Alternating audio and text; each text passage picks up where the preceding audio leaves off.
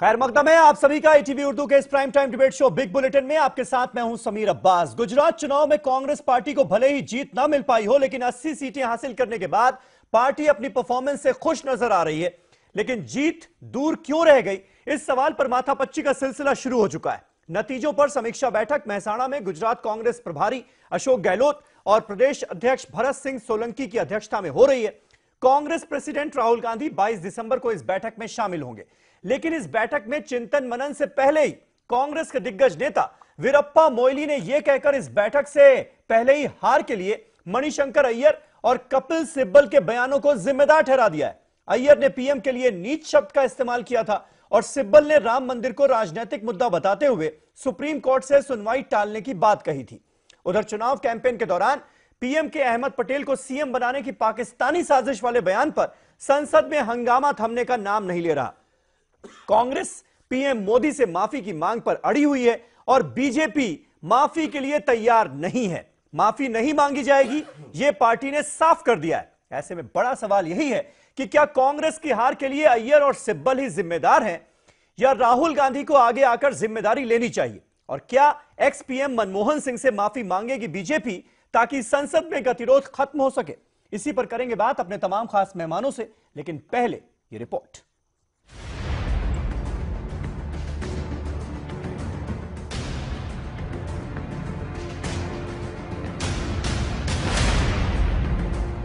गुजरात इंतखाबात में शिकस्त पर कांग्रेस में घमासान। कांग्रेस लीडर वीरप्पा मोइली का बड़ा बयान। मणिशंकर अय्यर और कपिल सिब्बल को ठहराया हार का जिम्मेदार। क्या कांग्रेस को सिब्बल अय्यर के बयानात ने हराया? गुजरात असेंबली इंतखाबात में शिकस्त पर कांग्रेस पार्टी में गौर-ओ-खौज का सिलसिला जारी है। कांग्रेस पार्टी जहां 80 सीट जीतकर अपनी पीठ खुद ही थपथपा रही है, वहीं दूसरी तरफ सीनियर कांग्रेस के लीडर वीरप्पा मोइली गुजरात असेंबली इंतखाबात में कांग्रेस की शिकस्त के लिए मणिशंकर अय्यर और कपिल सिब्बल को जिम्मेदार ठहरा भी रहे हैं। वीरप्पा मोइली का कहना है कि इंतखाबी मुहिम के दौरान नरेंद्र मोदी ने मणिशंकर के बयान का फायदा उठाया और खूब उठाया, और इसी की वजह से पार्टी को शिकस्त का सामना भी करना पड़ा। Extent, yes, to a certain extent it has damaged us because here is the Prime Minister Shri Narendra Modi, who has made maximum use of those two statements, both from Manishankar Aiyar and also Kapil Sibal. And he has gone to the lowest level. I don't think any Prime Minister of this country at any point of time has gone to the lowest level to somehow any cost to get the success in the election. वही कांग्रेस का कहना है कि वो गुजरात में BJP को जबरदस्त टक्कर देने में कामयाब रही। कांग्रेस ने 80 नशिस्तों पर जीत हासिल करके गुजरात में बीजेपी की 150 सीटों की दावेदारी की हवा निकाल दी। अगर कांग्रेस थोड़ी और कोशिश करती तो ये इंतखाबात यकीनन जीत सकती थी। 3-4 महीने पहले जब हम गुजरात गए थे तो कहा गया था कि कांग्रेस पार्टी बीजेपी से लड़ नहीं सकती। बीजेपी को जबरदस्त झटका पड़ा है और हमारे लिए काफी अच्छा रिजल्ट है। ठीक है, हार गए, जीत सकते थे, वहां थोड़ी कमी हो गई। जहां एक तरफ कांग्रेस गुजरात में 80 सीटों पर जीत हासिल करके उसे जबरदस्त टक्कर का नाम दे रही है, वहीं पार्टी के सीनियर लीडरान मणिशंकर अय्यर और कपिल सिब्बल को हार का जिम्मेदार भी ठहरा रहे हैं। कांग्रेस पार्टी का भी मानना है कि हाँ, मणिशंकर के बयान ने पार्टी को नुकसान जरूर पहुंचाया। Bureau report, ETV news. तो आज दो बड़े और अहम सवाल हम उठा रहे हैं। पहला यह कि क्या कांग्रेस को गुजरात में वाकई कपिल सिब्बल और मणिशंकर अय्यर के बयानों ने हरा दिया? दूसरा यह कि संसद का गतिरोध खत्म करने के लिए क्या वाकई पीएम मोदी मनमोहन सिंह से माफी मांगेंगे? ये हैं दो अहम सवाल। खास मेहमान हमारे साथ जुड़ चुके हैं। आलोक शर्मा साहब हमारे साथ मौजूद हैं, नेशनल स्पोक्सपर्सन है कांग्रेस पार्टी के। मोहम्मद अब्बास साहब समाजवादी पार्टी के सीनियर लीडर, वो हमारे साथ इस बहस का हिस्सा हैं लखनऊ से। रामेश्वर पांडे साहब सीनियर जर्नलिस्ट हमारे साथ इस बातचीत में मौजूद हैं। मौलाना साजिद रशीदी साहब ऑल इंडिया इमाम एसोसिएशन के प्रेसिडेंट हमारे साथ बातचीत में जुड़ेंगे। हिंदू धर्मगुरु डॉक्टर एच एस रावत साहब हमारे साथ इस बहस का हिस्सा हैं और थोड़ी देर में नवीन कुमार साहब जो कि भारतीय जनता पार्टी के स्पोक्स पर्सन है, वो भी आपको स्क्रीन पर नजर आएंगे। सबसे पहला सवाल आलोक शर्मा जी मैं आपसे जानना चाहूंगा, लगातार पिछले कई दिनों से संसद में गतिरोध बना हुआ है इस बात को लेकर कि पीएम मोदी मनमोहन सिंह से माफी मांगे, एक्स प्राइम मिनिस्टर से माफी मांगे, लेकिन अब बीजेपी ने बिल्कुल साफ कर दिया है कि माफी मांगने का सवाल ही नहीं पैदा होता। स्टेटमेंट जो जारी किया गया है उसमें यह कहा गया है कि दरअसल आप लोग गुजरात की हार की खींच उतार रहे हैं संसद में इस तरह से हंगामा करके, और माफी उन लोगों को मांगनी होगी जो माफी मांगने की मांग कर रहे हैं पीएम मोदी से। तो अब आगे क्या होना है? क्या ऐसे ही चलता रहेगा?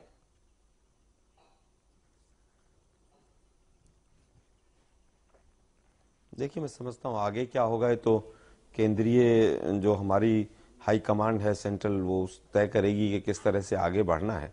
लेकिन ये मुद्दा बहुत गंभीर है। ये इस मुद्दे के अंदर यह है कि देश के पूर्व प्रधानमंत्री को आप अगर इस तरह से कोई भी बात कहकर निकल जाएंगे, आप देश के प्रधानमंत्री हैं, आप कहते हैं मेरी सुपारी ले ली गई है, कभी आप कहते हैं कि तमाम अधिकारी और तमाम वरिष्ठ नेता बैठकर पाकिस्तान के माध्यम से मुझे गुजरात में हराना चाहते हैं और देश के खिलाफ कॉन्स्पिरेसी हो रही है, षड्यंत्र हो रहा है, तो आप देश के प्रधानमंत्री हैं, अगर आपके पास कुछ सबूत हैं तो आप केस दर्ज कीजिए, और आप केस दर्ज कर सकते हैं तो बहुत अच्छी बात है, नहीं तो आप माफी मांग लीजिए।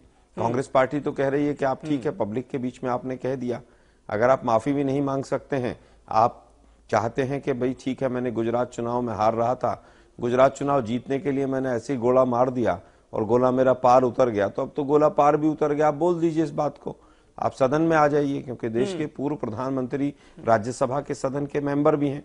अब सदन के मेंबर का अगर इस तरह से आप अपमान करेंगे, देश के प्रधानमंत्री का, पूर्व उपराष्ट्रपति महोदय का हामिद अंसारी जी भी वहां पर थे, तमाम वहां पर बड़े बड़े डिप्लोमेट्स थे, पूर्व सेना अध्यक्ष थे वहां पर, मैं समझता हूं देश के प्रधानमंत्री को बात शोभा नहीं देती है, और कांग्रेस पार्टी जो अपनी मांग रख रही है बहुत उचित रख रही है। अगर आप इसी तरह से लोकतंत्र के पचखच्चे उड़ाते रहेंगे तो आने वाले समय में कौन आपकी बात पर विश्वास करेगा? सभापति वेंकैया नायडू साहब ने ये साफ क्लियर कर दिया आज कि कोई भी माफी मांगने नहीं जा रहा है, क्योंकि यहां पर कुछ हुआ नहीं, यानी सदन के भीतर किसी ने कुछ कहा, किसी को कुछ कहा नहीं, तो सदन के अंदर क्यों की बयान नहीं दिया गया, इसलिए सदन के अंदर किसी तरह की माफी का भी सवाल नहीं है।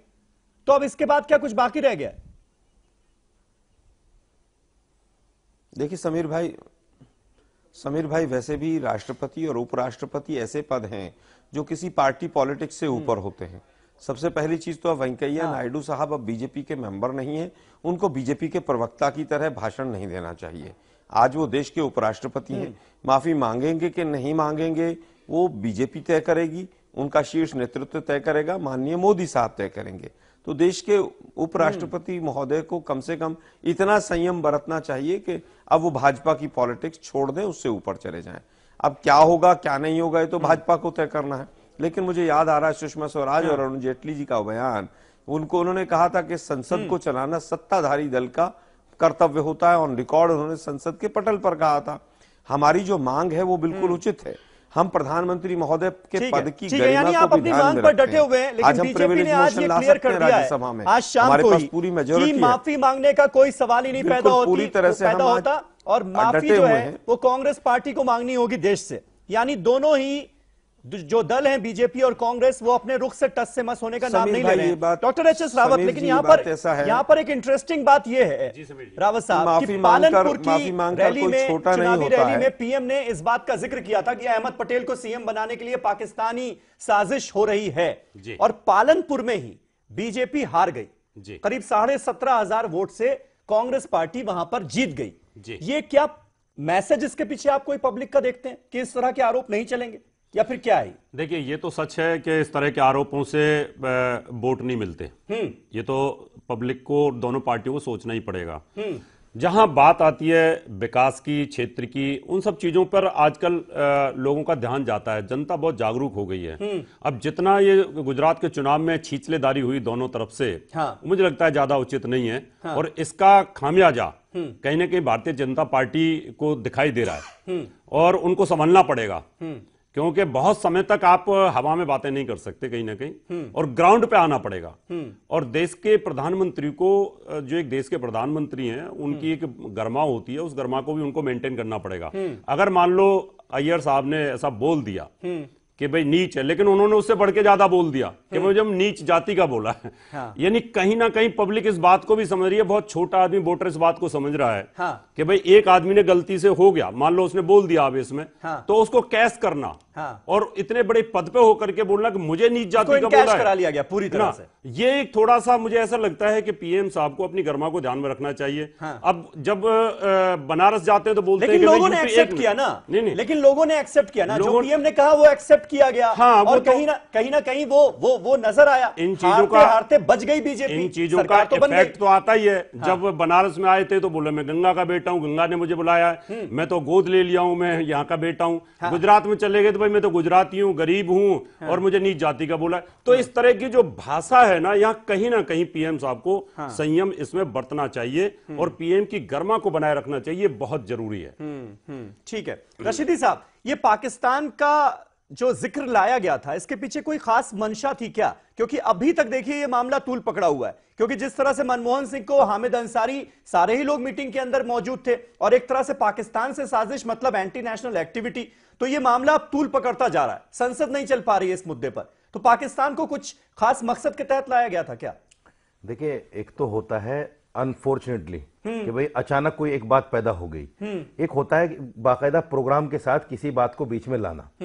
पाकिस्तान को जो लाया गया है वो ऐसे नहीं कि अचानक हो गया। हाँ। पाकिस्तान को तो बाकायदा लाया गया है, क्योंकि जो मीटिंग हुई थी मणिशंकर अय्यर जी के यहाँ, वो ऐसा नहीं कि सरकार से छुपी हुई थी, या जो गेस्ट आए थे वहां से, ऐसा नहीं था कि सरकार को उनका पता नहीं था। सरकार को सारा कुछ पता था। पता होने के बाद ऐन चुनाव में इन चीजों का जिक्र करना, इसका मतलब यह है कि आपकी पहले से एक तयशुदा रणनीति थी कि हमें फला टाइम पर यह विस्फोट करना है, और इसका हमें कहीं ना कहीं फायदा, क्योंकि आज देश की जनता बड़ी बड़ी अजीब विचित्र हालत में है। देखिए, इन्होंने इस तरह के शोषे फेंक दिए हैं पब्लिक के अंदर कि आज पब्लिक जो है ये सोच रही है कि हम जाएं तो जाएं कहां। इन्होंने हिंदुओं को ऐसा हिप्नोटाइज कर लिया है कि ये जो कुछ भी कहते हैं, हिंदू कहीं ना कहीं उसको बेचारा ये समझकर कि ये जो कुछ कह रहा है ये सही कह रहा है, उसको कहीं ना कहीं ले लेते हैं। हालांकि पाकिस्तान के साथ जो रिश्ते हैं अटल बिहारी वाजपेयी जी के टाइम में जो जितने अच्छे हुए हैं, ये सोचने की बात है। आज पीएम उनको कैसे कर रहे हैं, एक के बदले 100 सर लाने की बात कर रहे हैं, कई सर्जिकल स्ट्राइक की बात कर रहे हैं, और आप खुद बिन बुलाए चले जाते हैं। ये सारे इस तरह के मैसेजेस हैं जो लोगों में गए तो हैं, लेकिन लोगों ने उनको सही तरह से समझा नहीं है। अगर उनको पब्लिक समझ लेती कि ये चीज है क्या, और क्यों पीएम ऐसा कर रहे हैं, और क्यों पाकिस्तान का जिक्र लाया जा रहा है। जब आप पाकिस्तान से इतनी घृणा करते हैं, पाकिस्तान के हिंदुस्तान के एक आदमी के बदले में 100 सर लाना चाहते हैं, तो आप बिन बुलाए क्यों जाते हैं? आप सर्जिकल स्ट्राइक क्यों करते हैं? आपने वहां की ISI को क्यों बुला लिया यहां पर पठानकोट में? तो ये सारी चीजें ऐसी हैं कि पब्लिक को कहीं ना कहीं समझना पड़ेगा, और ये चीज जानबूझकर मैनिपुलेट की जाती है। कांग्रेस कहीं ना कहीं, आलोक शर्मा जी बैठे हैं, शायद मेरी बात से मुत्तफिक ना हो, कांग्रेस कहीं ना कहीं इस बात में पीछे रह जाती है, और ये लोग बाजी मार जाते हैं, और ये देखते रह जाते हैं। जैसे राम मंदिर का ही मुद्दा है, अब ये सीना ठोक कर कहते हैं आलोक शर्मा जी कि साहब हमने शिलान्यास कराया, हमने ताला खुलवाया। अरे भाई, अब कहने से क्या फायदा है? अब तो चिड़िया खेत चुग गई है, अब तो कुछ बचा ही नहीं है। अब आप सीना ठोक के कहते रहिए, कुछ भी कहते रहिए। बिल्कुल। मोहम्मद अब्बास साहब, क्या आप ये बात मानेंगे कि जिस तरह से बीजेपी के ट्रैप में, अगर एक पल के लिए यह मान लिया जाए कि बीजेपी ने ये मुद्दे उठाए, हिंदुत्व की बात हुई, मुसलमान हिंदू की बात हुई, मंदिर मस्जिद की बात हुई, लेकिन कांग्रेस पार्टी उस ट्रैप में फंस गई। कांग्रेस पार्टी के जो प्रेसिडेंट हैं, अब तो प्रेसिडेंट हो गए, राहुल गांधी, वो भी अपने आप को जनेऊधारी ब्राह्मण साबित करने में तुले रहे। तो इसके चलते जो असली वोट बैंक था, जो मुस्लिम वोट बैंक था, वो खिसका। क्योंकि ये डेटा भी जो हमारे सामने है कि मुस्लिम बहुल 18 सीटों पर बीजेपी को 9 सीटें हासिल हुई और कांग्रेस को 7 सीटें हुई। यानी वो हिंदुत्व का जो वोट बैंक था, उसको हासिल करने के चक्कर में जो अपना परंपरागत वोट बैंक था, वो गंवाया भी है कांग्रेस पार्टी ने। क्या ऐसा है?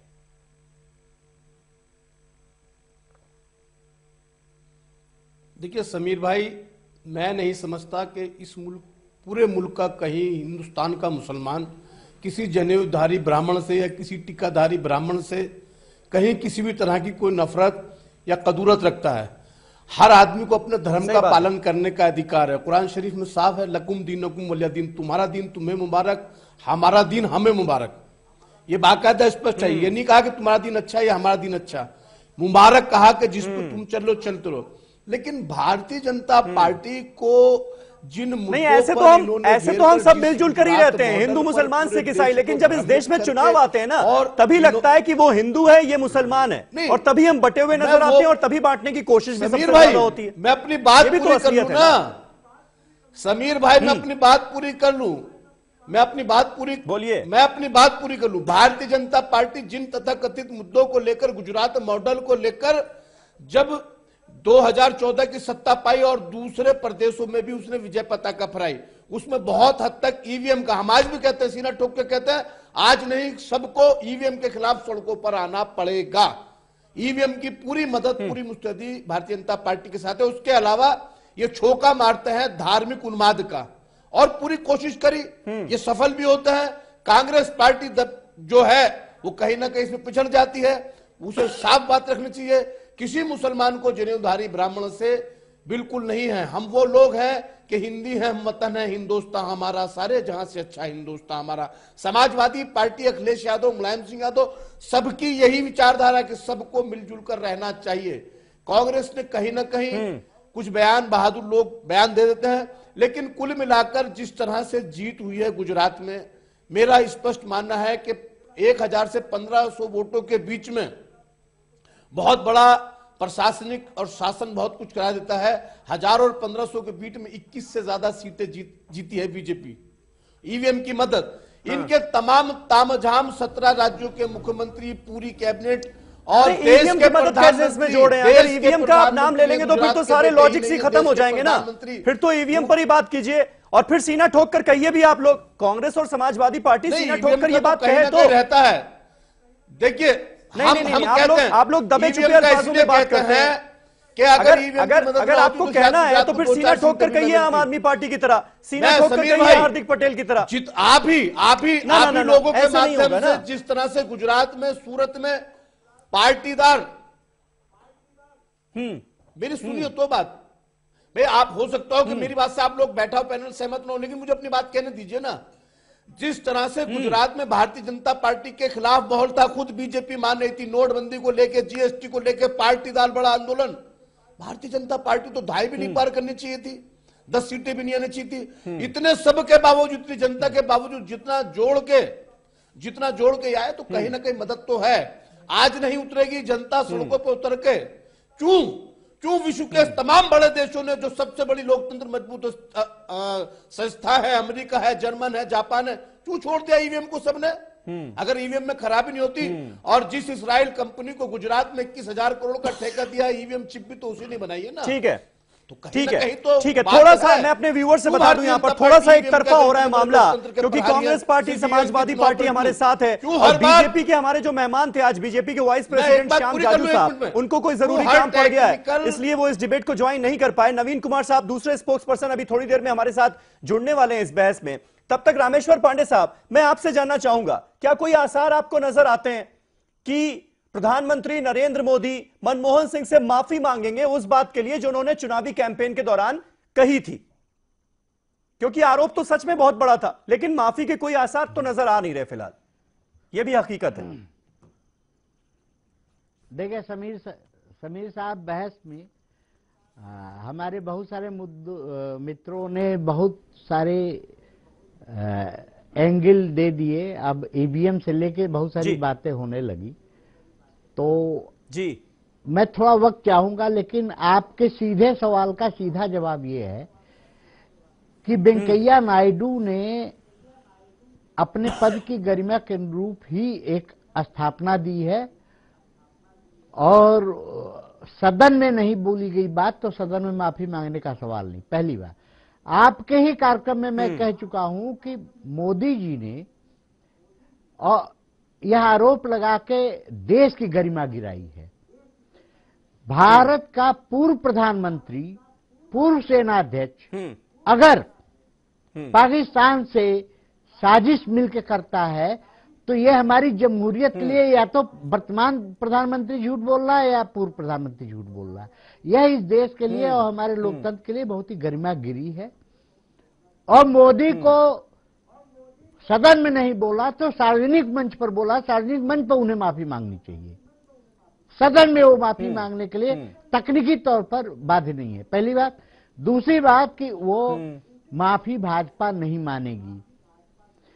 तीसरी बात, जब हम चुनाव जीतते हैं तो बहुत सारी चीजें होती हैं कि हम कह सकते हैं कि नोटबंदी पर मुहर है, जीएसटी पर भी मुहर है, फिर प्रधानमंत्री के बयानों पर भी मुहर है, तब सारे जो जीता वो सिकंदर और जो जो वजह बता दे सब पर मुहर लग जाती है। और जब हम हारते हैं तो हमारी अच्छी चीजें भी मान लिया जाता है खारिज की गई है। लेकिन मित्र, आप गुजरात के चुनाव को देखें तो जो पाकिस्तान को लाया गया, ये चुनाव के पहले दौर में नहीं, ये बाद के दौर में जितना स्तरहीन चुनाव हुआ इस देश में, कि गुजरात का बेटा देश का बेटा बना, गंगा पुत्र बना, और फिर गुजरात का बेटा बनकर लगातार गुजराती अस्मिता के नाम पर लड़ना पड़ा। और मैं मानता हूं कि ये जीएसटी पर मुहर नहीं है, ये गुजरात के अवाम की तकलीफों के बावजूद अगर लोगों ने दिया तो पूरा जो ग्रामीण एरिया है उसने कांग्रेस के पक्ष में वोट किया है। तो ये गुजराती अस्मिता के नाम पर मुझे याद है कि प्रधानमंत्री नाराज रहते थे चंद्रशेखर जी, कुछ भी काम नहीं किया उन्होंने क्षेत्र में, कहते थे कि हम तो देश के प्रधानमंत्री, क्षेत्र के लिए क्या काम, बलिया के लिए। आखिर में लोग जिताते थे कि यार बलिया की गौरव है। तो मोदी गुजरात में हार जाते तो ये अस्मिता का सवाल है। तो मोदी जी बिल्कुल विकास का कोई नाम नहीं, विकास की कोई चर्चा नहीं। विकास जीतेगा भाई जीतेगा, विकास ही जीतेगा, जीतने के बाद ये नारा है। और कांग्रेस ने अगर 3000 से कम, अगर 12 सीटों पर थोड़ी मेहनत और कांग्रेस की होती तो आज इस देश का राजनीति की दिशा निर्णायक मोड़ ले चुकी होती। कांग्रेस को अपनी कमजोरियां भी देखनी चाहिए। कांग्रेस अपनी असली आलोक जी इस कमी को स्वीकार करेंगे, एक्सेप्ट करेंगे आप? छोड़कर 3 महीने पहले अगर आप नहीं जागे होते, वो पहले जाग जाते तो सिर्फ 3 लड़कों पर निर्भर नहीं रहना पड़ता। छोटा सा मंदिर जो घूमने लगे उसकी जरूरत नहीं थी। गुजरात की जनता, गुजरात का नौजवान तब्दीली करना चाहता था और गुजरात के नौजवान को आप हिंदुत्व को उनके मैदान पे जाके आप खेलेंगे, आप हारेंगे। ठीक है पांडे जी जवाब ले लेते, छोटा सा फिर ब्रेक लेना होगा। जनेऊ पहन के मोदी से नहीं लड़ सकते। हाँ आलोक जी, देखिए मैं समझता हूं कि हम जनेऊ पहनकर नहीं लड़ रहे थे और ना ही जनेऊ हमारे लिए कुछ चुनाव का प्रतीक था। वो तो एक सवाल उठा, एक परिस्थिति सोमनाथ मंदिर में इस तरह की बनी कि तमाम मीडिया हाउसेज ने सवाल पूछना शुरू कर दिया कि माननीय राहुल गांधी जी का धर्म क्या है। उनका उत्तर दिया गया, लेकिन उसको जिस तरह से प्रचारित किया गया और जिस तरह से भावनात्मक पिच पर आकर पहले चरण के चुनाव के बाद मोदी जी को भावनात्मक पिच पर खेलना पड़ा, वो देश के लिए दुर्भाग्यपूर्ण है। जिस तरह से उन्होंने विकास को भी गलत तरीके से प्रस्तुत करके और जिस रूप में देश के सामने रखा वो पूरे देश ने देखा है। जहां तक समीर भाई आपके सवाल का प्रश्न का सवाल है कि भाई क्या और मेहनत की जाती, बिल्कुल मैं मानता हूं कहीं ना कहीं और वो उस पर उनका यकीन नहीं रहा। पूरे देखिए पांडे साहब हमारा यकीन पूरी तरह से सेक्युलरिज्म पे है, आज भी सेक्युलर हैं हम, और ये देश भी संविधान के अनुसार ही सेक्युलरिज्म पर ही आगे बढ़ेगा। और गुजरात की जनता ने जो मैंडेट दिया है वो आप देखिए, वो बहुत बड़ा संदेश दे रहा है आपके मोदी साहब। ऐसा नहीं होगा कि आप आएंगे और यहाँ पर गुजरात का बेटा और तमाम तरह की बातें आप करेंगे और आप जीत जाएंगे। ये बीजेपी के लिए बहुत बड़ा एक तरह से करारा तमाचा है उन्हीं की जमीन पर। जहां तक बात है कि भाई और मेहनत कर ली जाती, स्वाभाविक है कि कहीं पर और कदम उठाए जाते तो जरूर ऐसा होता, लेकिन हमने रोज एक सवाल उठाया, 14 सवाल जिस तरह से मोदी जी से हमने पूछे और एक का भी जवाब नहीं मिला। गुजरात की जनता ने उसको भी देखा है और पांडे साहब, मैं आज गुजरात में ही बैठा हूं, जिस तरह ठीक है, आप कह रहे हैं मेहनत और किए जाने की जरूरत थी, ये एक्सेप्ट भी आप कर रहे हैं, लेकिन एक सवाल ब्रेक के बाद मैं उठाऊंगा। आलोक जी, ब्रेक पर जाना है मुझे, कि अभी समीक्षा बैठक शुरू भी नहीं हुई और आपके सीनियर लीडर, दिग्गज नेता वीरप्पा मोइली साहब ने यह कह दिया कि कपिल सिब्बल और मणिशंकर अय्यर के बयानों की वजह से हम गुजरात में हारे हैं। इन बयानों ने बड़ा डेंट किया। ये इस नतीजे पर कैसे आप पहुंच गए? एक छोटा सा ब्रेक ले रहे हैं, ब्रेक के बाद फौरन होते हैं हाजिर। तमाम खास मेहमान हमारे साथ बने हुए और ब्रेक के बाद बीजेपी के स्पोक्स पर्सन नवीन कुमार भी हमारे साथ होंगे, फौरन हो रहे हैं हाजिर।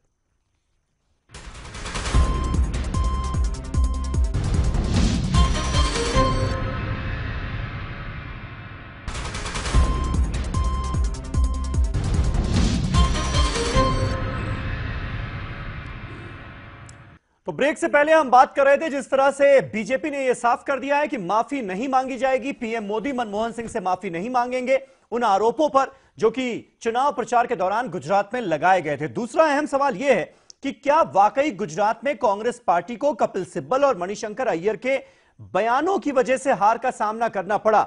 आलोक शर्मा साहब, यह सवाल आपसे है, क्योंकि समीक्षा तो अभी आपकी चलेगी, 2 दिन बाद राहुल गांधी भी वहां पर पहुंचने वाले हैं, समीक्षा बैठक को वो एड्रेस करेंगे और मनन चिंतन का सिलसिला अभी जारी है। उससे पहले ये नतीजा कैसे निकाल लिया वीरप्पा मोइली साहब ने कि मणिशंकर अय्यर और कपिल सिब्बल बयानों की वजह से हम हारे गुजरात?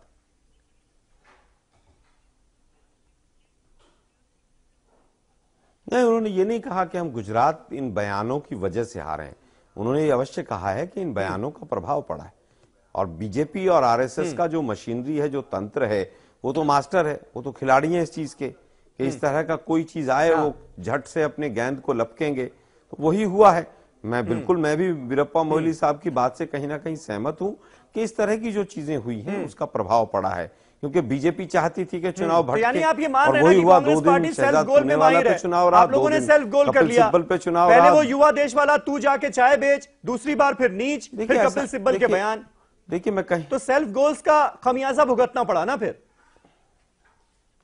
देखिए, ये तो एक मिनट देखिए, तो कपिल सिब्बल साहब या मणिशंकर अय्यर साहब ही बता सकते हैं कि उन्होंने बयान जो दिया वो गलती से दिया, वो उन्होंने किसी लालच में दिया, वो किसी डर से दिया, ये तो बेहतर वही बता सकते हैं।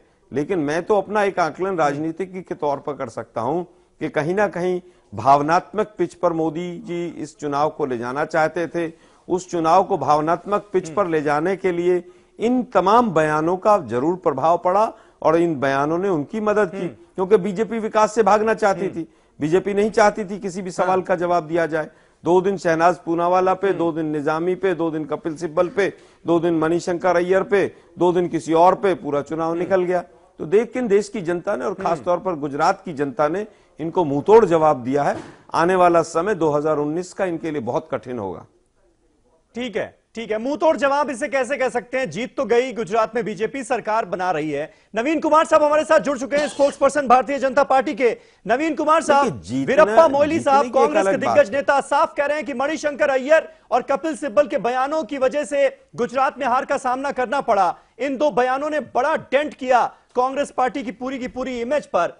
क्या आप ये बात मानते हैं कि आप मणिशंकर अय्यर, कपिल सिब्बल के बयानों को भुनाने में कामयाब रहे, इसकी वजह से 99 तक पहुंच गए? में तो असर पड़ गया, वरना नतीजे कुछ और होते। जी, मुझे बताइए, गुजरात में कांग्रेस पार्टी कभी मणिशंकर अय्यर, कभी कपिल सिब्बल, कभी ईवीएम को दोषी मानती है। हिमाचल में किसको मानती है ये?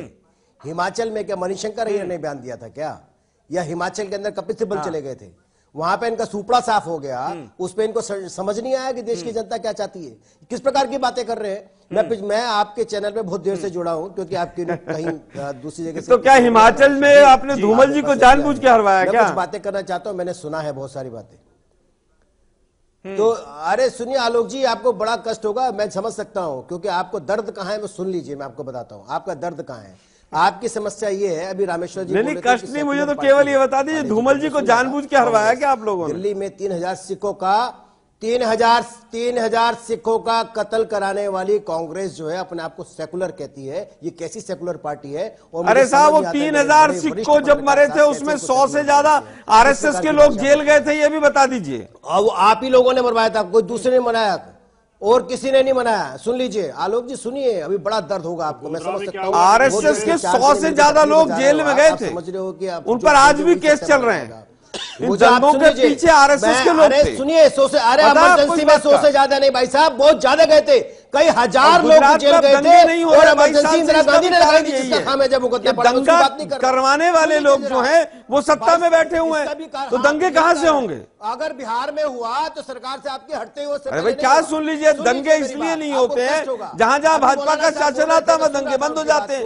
उन्होंने कहा पाकिस्तान चले जाते हैं, जहां आप विपक्ष में बैठते हैं वहां दंगे शुरू हो जाते हैं।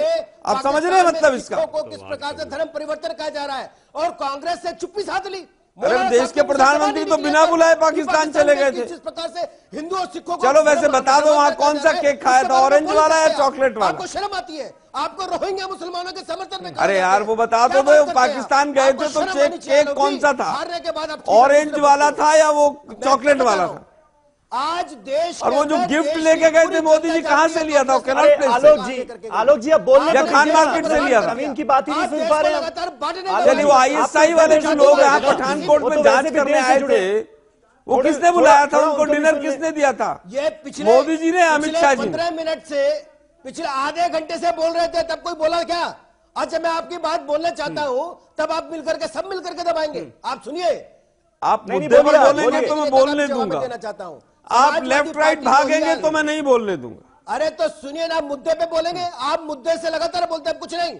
आप ही ने सवाल दिए, अब समाजवादी पार्टी पे पहुंच गए। समाजवादी पार्टी, अरे यार, आप गुजरात पे भी तो टिकोगे कि नहीं टिकोगे? जो भी बैठे हमारे, कभी पाकिस्तान भाग जाता, कभी अफगानिस्तान, कभी चीन। वो क्या बोल रहे हैं? गुजरात पे बात करो।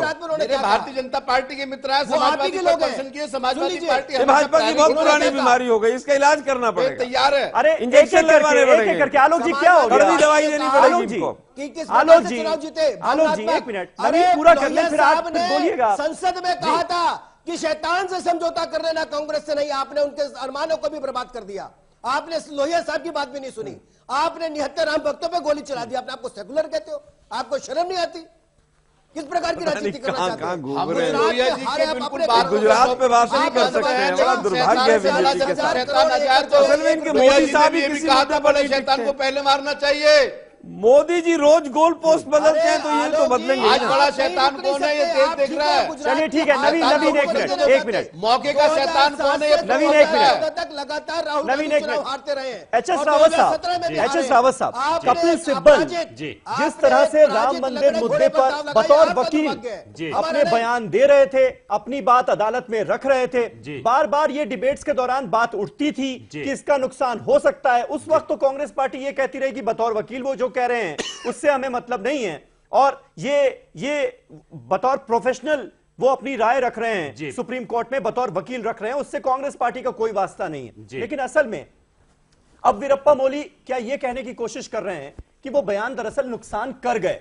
भले ही बतौर वकील उन्होंने बोला, लेकिन नुकसान कर गए, क्योंकि मामला राम मंदिर से जुड़ा हुआ था और वो एक राजनीतिक मुद्दा है इस देश में। देखिए, ये सच है कि कपिल सिब्बल साहब ने अपनी वाहवाही के चक्कर में गलत कर लिया। हाँ। वो चाहते तो ये थे कि मैं बीजेपी को 2019 में रोकने के लिए मैं इसको टाल देता हूं आगे। हाँ। लेकिन भारतीय जनता पार्टी के इनसे भी ज्यादा आगे, हाँ। उन्होंने उसको तुरंत लपक लिया और गुजरात में उसको कैश कर लिया। हाँ। ये यहां पर गलती कर गए बहुत बुरी तरीके से। अगर ये उसी समय पर कपिल सिब्बल साहब को भी पार्टी से निकाल देते हाँ। और एक्शन लेते जैसे अय्यर साहब के साथ लिया था, तो मुझे लगता है कि हमें डिबेट में सिब्बल साहब का विरोध न करना पड़ता और हम कह देते कि भाई इन्होंने अपनी मर्जी से किया होगा।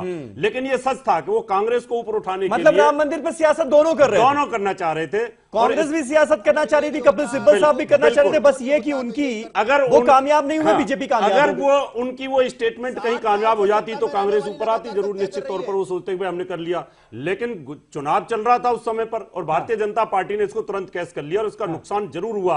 और हिंदू वहां पर भड़का, हिंदू वोट बैंक पे इसका इफेक्ट आया। और दूसरा जो अय्यर साहब ने बोल दिया उसको तो और अच्छे तरीके से मोदी साहब ने जो पॉलिश कर करके बटर लगा करके जो बोला और उससे पूरा कि पूरा गुजरात का चुनाव कांग्रेस के लिए बैकफुट पे आ गया था। रशीदी साहब, मानते हैं आप इस बात को कि राम मंदिर मुद्दे पर कपिल सिब्बल का बयान एक बड़ी वजह बना नहीं तो कांग्रेस की हार की? क्या मणिशंकर अय्यर ने सही बोला था? कई सारी वजह रही। बोलिए ना, सही एक बोला तो था, कपिल गलत बोला सिब्बल था? का बयान सबसे मणिशंकर पहले है, अय्यर ने क्या सही कपिल बोला है, सिब्बल गलत को ये बोला है? बयान पूछो ना बिल्कुल उनसे। नहीं देना चाहिए था। अगर उन्होंने दे दिया था तो कांग्रेस को उसको डिनाई करना चाहिए था कि भाई ये बयान पार्टी का नहीं है, उनकी आधिकारिक राय हो सकती है और हम इस पर कार्रवाई करने जा रहे हैं, जैसे रावत जी ने बोला। हाँ। दूसरी बात एक मैं बहुत अहम कहने जा रहा हूं, आलोक जी बैठे हैं, बड़े समझदार आदमी है, समझेंगे उस बात को। इन्होंने इस बार जो है इलेक्शन में यूपी की तरह, जैसे यूपी में अखिलेश यादव ने मुसलमान को बिल्कुल अलग कर दिया और मुसलमान के पास नहीं गए, मुसलमान को साथ नहीं लगाया, इन्होंने गुजरात में भी ऐसा ही कर दिया। गुजरात में ना किसी महल्ले में ये लोग अपनी कंपेनिंग के लिए गए, ना किसी मुसलमान को राहुल जी ने साथ में रखा, ना किसी मुसलमान की बात की। 2002 का जिक्र तक नहीं हुआ, ये भी ऐड कर दीजिए। ये बहुत बड़ी बात है। देखिए, मैं आपको बताना चाहता हूं, ये पहले जब इनकी सरकारें चलती थी 60-65 उत्तर प्रदेश में अखिलेश यादव ने मुसलमानों तो को उस अलग वक्त कर दिया, बात ये आपको थी कि कौन सा बीजेपी सर्टिफिकेट है? सामने नहीं थी तो मुसलमान वोट कहीं जाता ही नहीं था। हाँ। आज दिक्कत ये है कि रीजनल पार्टियां बहुत सारी हैं, हाँ। छोटी छोटी पार्टियां, या दूसरे ये है कहीं ना कहीं मुसलमान को अलग होने के रास्ते मिल रहे हैं। तो कांग्रेस को चाहिए, सुनिए, आप बीजेपी को मुसलमान ने वोट दिया?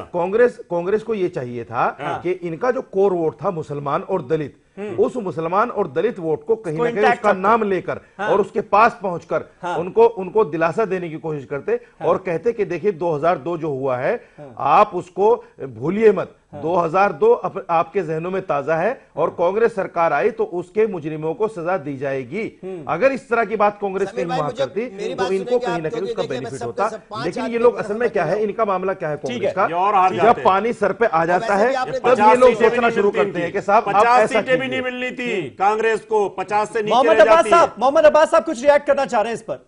अब्बास साहब आप बोल लीजिए, फिर मैं जाऊंगा आलोक जी के पास। समीर भाई मेरी सुनिए, ये सारे सलाहकार चुनाव में कहां थे? ये राहुल गांधी के सभी सलाहकार अब बोल रहे हैं, उस समय कहां गए थे सबके सब? हाँ। कभी नहीं बोले वहां जाकर के। बिल्कुल बिल्कुल बिल्कुल, इसीलिए तो अब चिंतन मनन की जरूरत पड़ रही है, समीक्षा की जरूरत पड़ रही है। देखिए, समाजवादी पार्टी ने विकास के मुद्दे पर चुनाव लड़ा था समीर भाई, किसने और हमने काम करके राहुल दिखाया गांधी था। से क्यों जनेऊ क्यों दिखा रहे थे? अरे गोल्ड टोपी पहन के घूमा करते थे, वही घूमते ना। अरे भाई अरे सुन तो लो, बात करने दो ना। भाजपा ने कहा, आप बताइए किस धर्म से राहुल गांधी को तो आपने पक्का कर ही दिया। आपको बताएगा कोई भी कि कौन हिंदू है कौन मुसलमान है? जिस तरह से ये आप पैमाना तय करोगे? अरे जनेऊ दिखाना गलत नहीं, लेकिन जनेऊ पहन के नहीं नहीं, जनेऊ पे तिलक आप कौन होते हैं भाई? इस बात को पेटेंट करा रखा है, कौन मंदिर जाएगा कौन नहीं जाएगा? थोड़ा साइलेंट कर दो ना। गुजरात के वहां के अरे भाजपा जीत कर इतनी बौखला क्यों रही है, मेरे को समझ नहीं आ रहा है। लोग इन्हें थोड़ा इनका वॉल्यूम स्लो करो तो मैं अपनी बात पूरी करूं। अरे कांग्रेस हारने के बाद अपने आप को जीता बताइए। अरे शर्म करो, आप शर्म करो। लोग सेकंड विनर भी तो सिल्वर विजेता होता है। जीतने के बाद भी इतनी बौखलाई क्यों है, समझ नहीं आ रहा। वो तो कोई बात हो ना। नहीं, नवीन साहब ये समझने में कोई दिक्कत थोड़ी होनी चाहिए। कांग्रेस की सीटें बड़ी हैं, आपकी सीटें कम हुई हैं, इसलिए कांग्रेस का जोश बढ़ा हुआ है। की जनता ने इनको नवीन ये समझने में क्या दिक्कत है?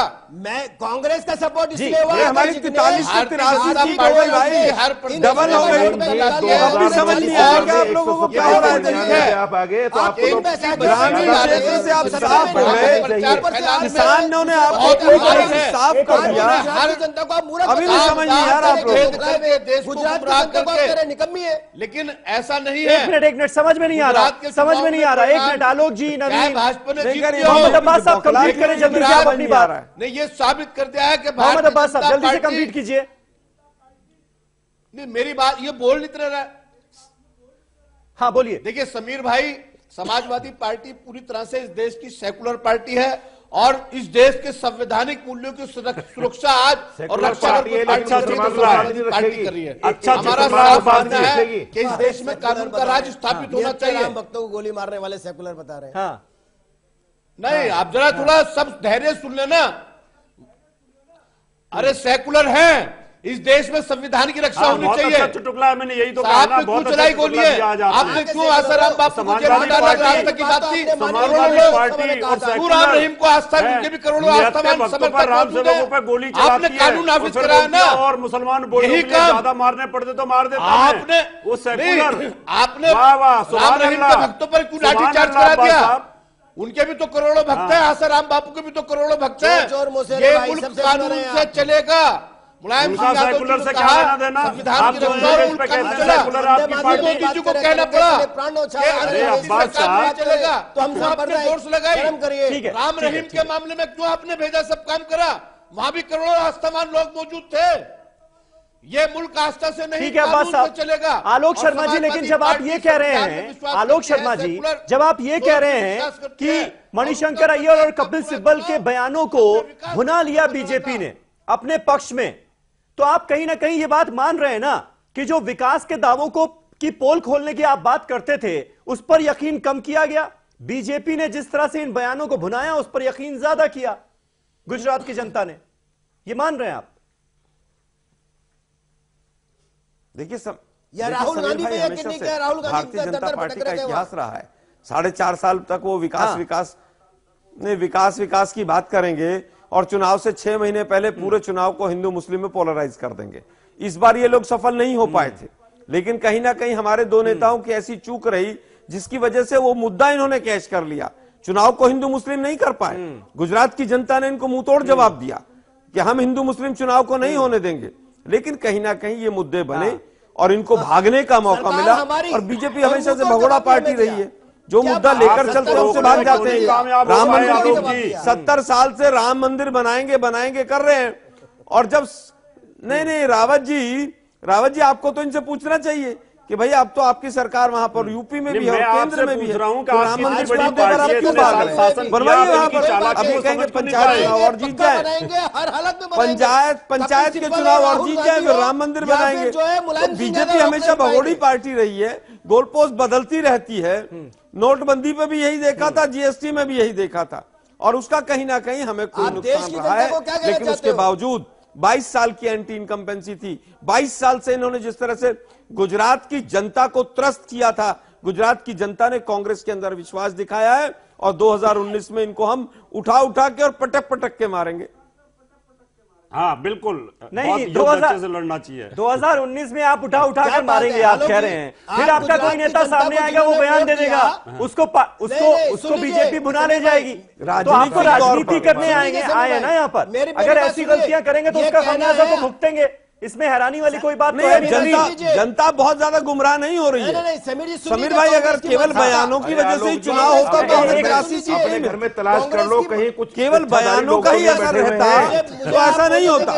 और मैं फिर रिपीट कर रहा हूँ, राजनीतिक अपना घर टटोल के देख लो, कहीं राजनीतिक पहलवानी में इनको उठा के मारेंगे। अब हम तलाश कर लो एक बार। जब तक उन कच्छाधारियों को नहीं निकालोगे हो सकता है ऐसी ही कांग्रेस डूबती रहेगी। नहीं, जरा बिल्कुल, एक मैं बार आपकी देख बात लो। से सहमत हूँ। गुजरात के रावत जी सुनिए, अरे वो कह रहे हैं सहमत हैं। मैं तो स्वयं कह रहा हूँ कि क्रांतिकारी मूड में लग रहे हैं मुझे। कुछ लोगों को लालच होगा। आलोक जी देखिए, आज क्रांतिकारी मूड में मणिशंकर अय्यर कपिल सिब्बल पर भी के खिलाफ भी मोर्चा उन्होंने खोला हुआ है। हिमाचल की 60 दूसरे वो कह रहे हैं कि हाँ, मैं आपकी बात से सहमत हूँ, यानी आरएसएस के कुछ लोग हैं उसको ये उठा के पार्टी में मारेंगे। ये भी मान रहे हैं। कांग्रेस को क्या बात क्रांतिकारी है, होना वाह, ही वाह। पड़ेगा। हाँ, समीर भाई मेरी बात का जवाब दीजिए। नवीन इस पर रिएक्शन। कैंडिडेट हार गए, उसको भी चर्चा करनी चाहिए। समीर भाई मेरी बात सुन लीजिए, कांग्रेस की मानसिकता जी। समझिए। हिमाचल की 60% की जनता और गुजरात की 52% की जनता जिन्होंने भाजपा को वोट दिया कांग्रेस है, को छोड़ो, उसको ये उठा के बीजेपी ये बताए हमें ये कांग्रेस की मानसिकता है। आपको कैसा क्या रहा रहा है? है? कांग्रेस कौन को सा कम से कम फार्मूला, शर्म आनी चाहिए इस बात की। कौन सी ईवीएम में क्या किया? देश के अंदर लोकतंत्र है, अब तो विकास आप पे बात जैसे कर लोग लो इस भाई। लोकतंत्र को नहीं हटा अब सकते। इलेक्शन चला गया, ये बौखला क्यों रहे? शर्म वालों की बात क्यों कर रहे हैं भाजपा? ये इलेक्शन कमीशन के बाद जब कहा जाता है तब आप जाते नहीं हो। शर्म करिए, शर्म। हार भाजपा ही जीतने के बाद भी बौखलाए क्यों हुए पूरे डिबेट में? अरे बौखलाहट तो आपके बीच में है। क्या गजब है भाई, शर्म कीजिए, यही तो शर्म बता रहा हूं कीजिए। मैं। अरे भाई, आप उठा हमको के सम्मान के साथ कह रहे हैं भाजपा के ऐसी सत्ता में आएंगे क्या? आप जीतने के बाद आप भी इसी प्रकार से बौखलाए सत्ता में क्यों आएंगे है, ये क्या? बता दो बस। हारने के बाद जीत का सेहरा बांधना चाहते इसलिए हैं लोग। बौखलाए हुए आलोक जी, हैं संघर्ष से जो वही टीम। तो सुनिए, अरे भाई, आप मुझे केवल केवल ये बता दो, आप रहता तो है। सत्ता में आपकी बने हुए फिर मानसिकता भी ये क्यों है। बौखलाए हुए हैं? एक मिनट।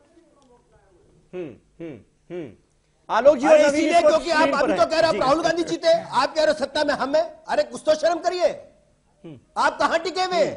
अभी आप कहते हैं राहुल गांधी जीते, हिमाचल में कहते हैं कि ईवीएम जीत गई। अरे तो कहीं आप हारे अरे नहीं हम हारे। तो अरे हम हिमाचल तो में 83 पे टिक गए। होशियार है, 5 साल आपको देती है, 5 हम साल तो कांग्रेस को 83 देती पे है। टिक गए, पर उसमें आपकी दुर्भाग्य जीत का कोई है महत्व नहीं कि है। भाजपा 99 के फेर में फंस वहां गई। की जनता तो 5 साल मजा चकती है, फिर सरकार बदल देती है। दुर्भाग्य तो है आपका, इसलिए वो तो दुर्भाग्य समझदार लोग है हैं। क्योंकि आप विनाशकारी गुजरात पे बात राजनीति करते कीजिए। हैं, आप विघटनकारी नहीं, राजनीति उससे करते पहले हैं, उससे तुष्टीकरण पहले की बीजेपी राजनीति थी, करते हैं। फिर कांग्रेस आई, फिर बीजेपी आई, फिर कांग्रेस आई। क्या बात है। हिमाचल में बात मत कीजिए आप। कैसी भाषा। वहां के लोग तो समझदार हैं। ये आप सिर्फ गुजरात में बात कीजिए। विजनकारी राजनीति की बात कर रहे हैं क्यों हमारे भाई? साथी। वहाँ के विजन लोग आगे चुनाव आगे से भाजपा दिन पहले आया, आया रामेश्वर था। पांडे इससे पहले साहब, कभी नहीं आई क्या? रामेश्वर पांडे गुजरात में साहब, तो 22 साल से रामेश्वर भाजपा पांडे और साहब, फिर क्या भाजपा आपको ही लगता 27 है में छठी कि बार कांग्रेस देखो पार्टी बेहतर हुआ। कपिल सिब्बल मध्य और प्रदेश में मणिशंकर बार-बार अय्यर हमारे- के बयानों पर हार का ठीकरा फोड़ करके राहुल गांधी की जिम्मेदारी जो है, क्योंकि राहुल गांधी का चेहरा आगे रहा गुजरात चुनावों में, उन्होंने जमकर प्रचार किया, बड़ी मजबूती से कांटे की टक्कर दी, लेकिन चेहरा तो वही थे दरअसल कांग्रेस पार्टी के। तो उस जिम्मेदारी से बचाने की कोशिश हो रही है क्या कि सब कुछ कपिल सिब्बल मणिशंकर अय्यर ने किया? नहीं, मेरा ख्याल है कि कई सवाल उठ गए हैं। मैं कांग्रेस के मित्र से कहूंगा कि कांग्रेस अभी भी न अपना दोस्त ठीक से समझ पाई है और न दुश्मन, अभी भी वो कंफ्यूजन रहता है उनको।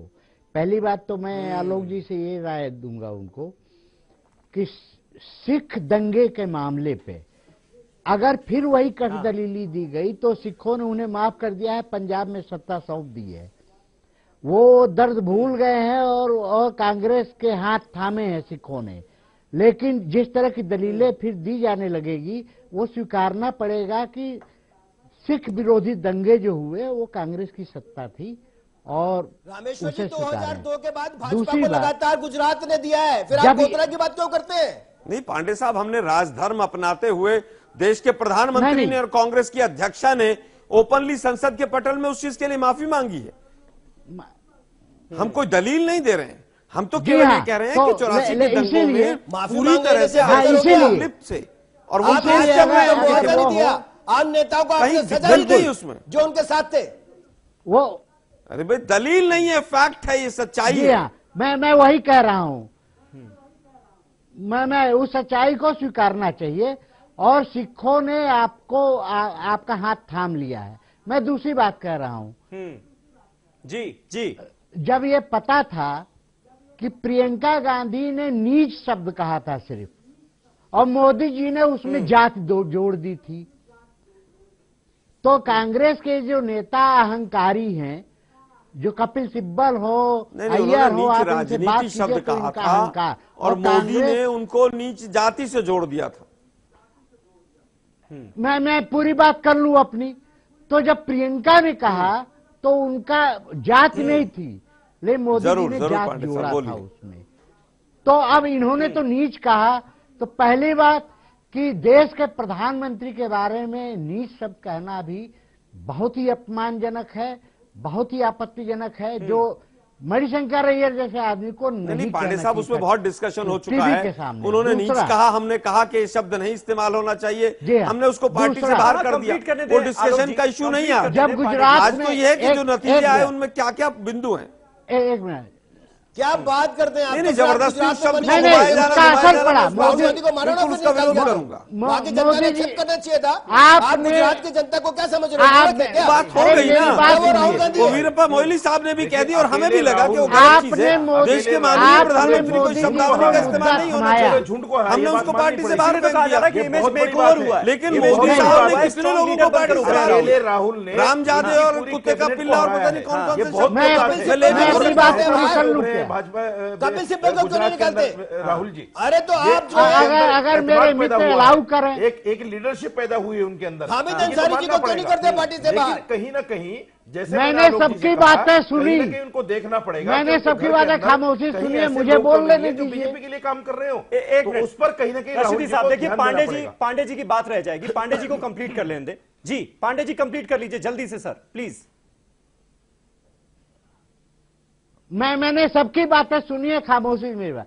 दूसरे, जब गुजरात जी। चुनाव हो रहा था, हाँ, प्रधानमंत्री, पूर्व प्रधानमंत्री का ऐसी बैठक में, देखिए कस्तूरी के साथ मणिशंकर अय्यर का मीटिंग होती रही है, कोई आपत्ति नहीं थी। वहाँ पत्रकार भी गए थे गोल गोल घुमा और रहे वहाँ हैं। कोई गुजरात वो की बैठक बात में नहीं गए थे, केवल लेकिन डिनर में गए। मनमोहन सिंह को, और वो कोई एक गुप्त नहीं थी। नहीं डिनर, अरे तो वो लेकिन मनमोहन सिंह को गुजरात चुनाव भी था, मनमोहन सिंह को बचना चाहिए था वहाँ जाने से। तो पाकिस्तान के नेता से मिलने जाते हैं कांग्रेस के लोग, क्यों मिलने जाते हैं? पाकिस्तान तो मोदी जी की एकता क्या है, इधर बताया नहीं आपने अभी। चाइना और पाकिस्तान वो के ऑरेंज बीच केक में था, होता है वो ना कौन कि सा केक था, क्रीम वाला था, मनमोहन सिंह को वहाँ जाने से ये बचना भाजपा वाले चाहिए तो बताएंगे नहीं कैसा केक खा के आए। देखिए आपको बिन मांगी सलाह मिल रही है आलोक जी, आप सुनने को अगर तैयार वहाँ नहीं जाने है। से बचे यही तो हो दिक्कत है। तो ये आरोप बिन मांगी फ्री सलाह मिल रही है और आपको। औपचारिक तौर पर तमाम सुन तो तरह की लीजिए, मीटिंग्स ऐसी होती रहती सुन है। तो लीजिए। तो क्या पाकिस्तान के साथ मीटिंग होनी लास्ट बंद में हो ये गई है? बताएंगे आप, मैं यही गुजरात भले ही कहूंगा आप कि जीत गए, लेकिन कांग्रेस पार्टी सिंधु के इंडस नेता वाटर राहुल ट्रीटी गांधी पे को 22 एक मजबूत मार्च नेता के को तौर यहाँ पर से स्थापित कर डेलीगेशन दिया आप जाता लोगों है। ने। 10 दिन तक ये लाहौर में मानते हैं रहता है, आप? वो क्या नवीन राह लास्ट आंसर। मैं यही कहूंगा कि राहुल कमाए और आपकी आवाज अय्यर और सिब्बल साहब ने खुले हाथों उसको खर्च किया। समीर भाई प्लीज बोलिए। नवीन बीजेपी चुनाव तो भले ही जीत गई, लेकिन राहुल गांधी को एक मजबूत नेता के तौर पर स्थापित कर दिया आपने।